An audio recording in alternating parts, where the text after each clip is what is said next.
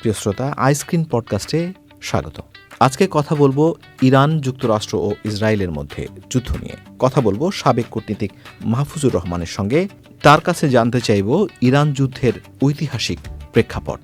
আমরা দেখছি যে ইরান যুদ্ধ এরই মধ্যে বেশ কয়েকটি দেশে ছড়িয়ে পড়েছে এবং বেশ কয়েকটি দেশ ক্ষতিগ্রস্ত হয়েছে, বেসামরিক মানুষ মারা যাচ্ছে। কিন্তু আসলে অনেকেই এখনো পর্যন্ত দ্বন্দ্বের মধ্যে আছেন যে এই মুহূর্তে ঠিক ইরান যুক্তরাষ্ট্র যুদ্ধ কেন। একজন সাবেক কূটনীতিক হিসেবে আপনি কি মনে করেন? অনেকের মতো এই প্রশ্ন আমার মনের মধ্যেও আছে। ইরান এবং যুক্তরাষ্ট্রের মধ্যে, অথবা যদি ধরি ইরান এবং ইসরায়েলের মধ্যে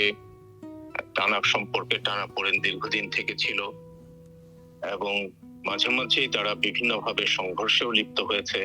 কিন্তু তারপরও এই ধরনের একটা সর্বাত্মক যুদ্ধে তারা জড়িয়ে পড়বে সেটা হয়তো কেউ অনুমান করেনি, এই কারণে যে যুদ্ধে উভয় পক্ষেরই ক্ষয়ক্ষতি হয় এবং ইরান ইসরায়েল বা ইরান যুক্তরাষ্ট্রের মধ্যে যদি যুদ্ধ লাগে সেইখানে উভয় পক্ষ ক্ষতিগ্রস্ত হবে। অর্থাৎ যুক্তরাষ্ট্র যত শক্তিশালী দেশই হোক, ইরানের বিরুদ্ধে যুদ্ধে তাকেও ক্ষয়ক্ষতি, তাকেও মাসুল দিতে হবে। সুতরাং মনে হয়েছিল যে এই ধরনের যুদ্ধ হবে না এবং একই সঙ্গে আপনার ইরানের সঙ্গে যুদ্ধ সমগ্র মধ্যপ্রাচ্যে ছড়িয়ে পড়বে, এইটাও সবাই কম বেশি অনুমান করতে পারে বা পেরেছিল। কিন্তু তারপরও যুদ্ধটা হয়েছে এবং হচ্ছে, এখনো চলমান, এটা হলো বাস্তবতা। তো এই যুদ্ধটা কেন হলো, আমি যদি একটু পেছনে তাকাতে চাই, অর্থাৎ ইতিহাসের দিকে দেখতে চাই, তাহলে একটা সরল সোজা উত্তর পাওয়া যায়। সরল সোজা উত্তরটা এরকম যে যুক্তরাষ্ট্রের সঙ্গে ইরানের দীর্ঘদিনের আপনার সম্পর্কে টানাপোড়েন চলছে, কেননা এখানে উভয় দেশের স্বার্থে আঘাত লাগে। আমি বেশি পেছনে যাব না, কিন্তু যদি দ্বিতীয় বিশ্বযুদ্ধ পর্যন্ত যাই, দ্বিতীয় বিশ্বযুদ্ধের আগে, প্রথম বিশ্বযুদ্ধ এরকম সময়ে ইরান এবং মধ্যপ্রাচ্যের যে সমস্ত দেশে এই যে তেল আবিষ্কৃত হয় এবং তেল উত্তোলন শুরু হয়, এইটা প্রধানত ব্রিটিশদের অবদান। কারণ তখন তারাই এই অঞ্চলটা নিয়ন্ত্রণ করত এবং তারাই এই তেল এখানে আবিষ্কার করে এবং উত্তোলন শুরু করে। কিন্তু সে সময় বিশ্বব্যাপী তেলের যে একটা বিশাল প্রভাব বা পণ্য হিসাবে যে এটার উপযোগিতা, এইটা আজকে আমরা যত বেশি অনুভব করি, তখন হয়তো ততটা অনুভব করা যায়নি।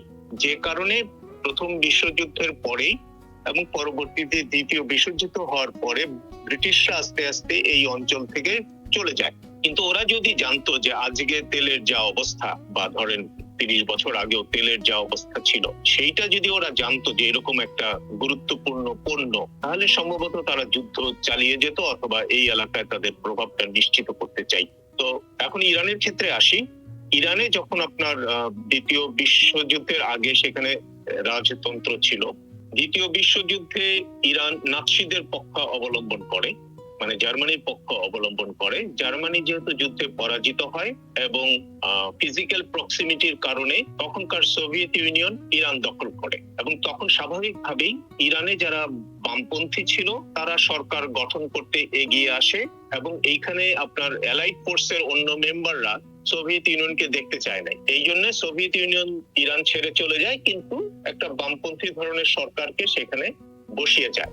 আবার ওই অ্যালাইড ফোর্সের ইনফ্লুয়েন্সে রাজতন্ত্রকেও ফিরিয়ে আনতে হয়, কিন্তু সেটা হয় হলো আপনার নামকাওয়াস্তে রাজতন্ত্র, অর্থাৎ শুধু টিটুলার হেড, রাষ্ট্রপ্রধান হিসেবে শাহ থেকে যাবে, কিন্তু রাষ্ট্র চলবে হলো রিপাবলিকান সিস্টেমে। তো সেইখানে যদি মনে থাকে আপনাদের যে মোহাম্মদ মোসাদ্দেক, উনি ছিলেন প্রধানমন্ত্রী এবং তিনি 1951 সালে পার্লামেন্টে আপনার ইরানের তেল জাতীয়করণের উদ্যোগ নেন।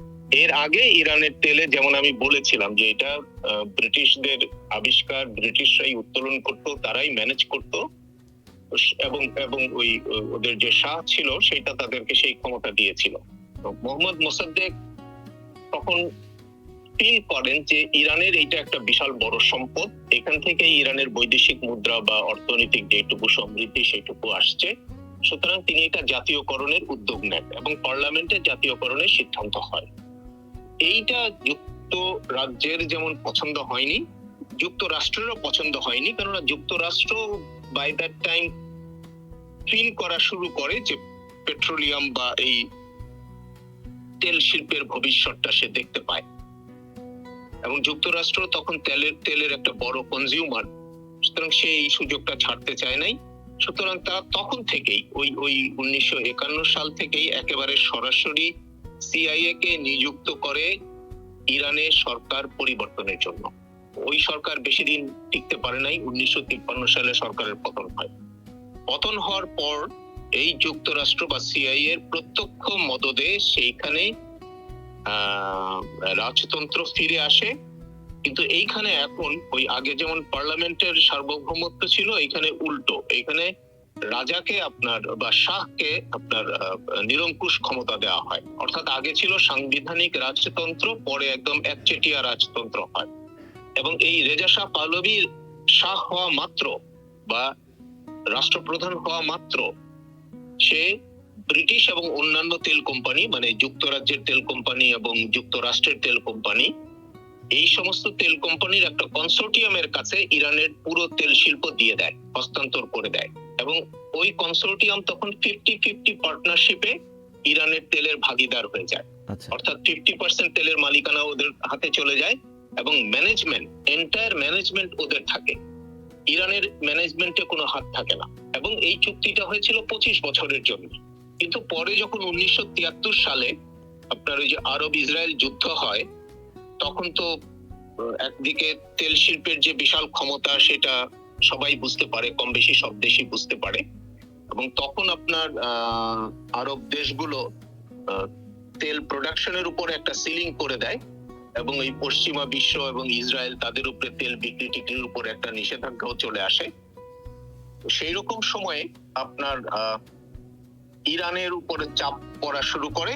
তো ইরান তখন যেটা করে সেটা হলো যে এই আরব, এক নম্বর হলো যে এই আরব দেশগুলো যখন আপনার তেলের উপরে সিলিং আরোপ করা শুরু করে, তখন সে ওইখানে যোগ দেয় না, যেটা ওয়েপেক, সেখানে সে যোগ দেয় না। যোগ না দিয়ে সে সিদ্ধান্ত নেয় যে সে পশ্চিমা দেশের কাছে এবং ইসরায়েলের কাছে বিক্রি করবে, তেল বিক্রি করবে। এবং এই তেল বিক্রি করার কারণে স্বাভাবিকভাবে সে তখন দাম বাড়ায় দেয়, যেহেতু মার্কেটে আরব দেশের তেলটা ছিল না। সো তখন ও দাম বাড়ায় দেয়। দাম বাড়ায় দেওয়ার কারণে ইরান আপনার ইকোনমিক্যালি হিউজলি বেনিফিশিয়াল একটা কান্ট্রিতে পরিণত হয়। এখন একটা কান্ট্রি যখন অর্থনৈতিকভাবে অসম্ভব উন্নত হয়ে যায়, তখন স্বাভাবিকভাবেই তার ইনফ্রাস্ট্রাকচার উন্নত হয়, তার বহু জিনিস তখন আস্তে আস্তে আস্তে আস্তে গড়ে ওঠা শুরু করে অর্থনীতির উপর ভিত্তি করে।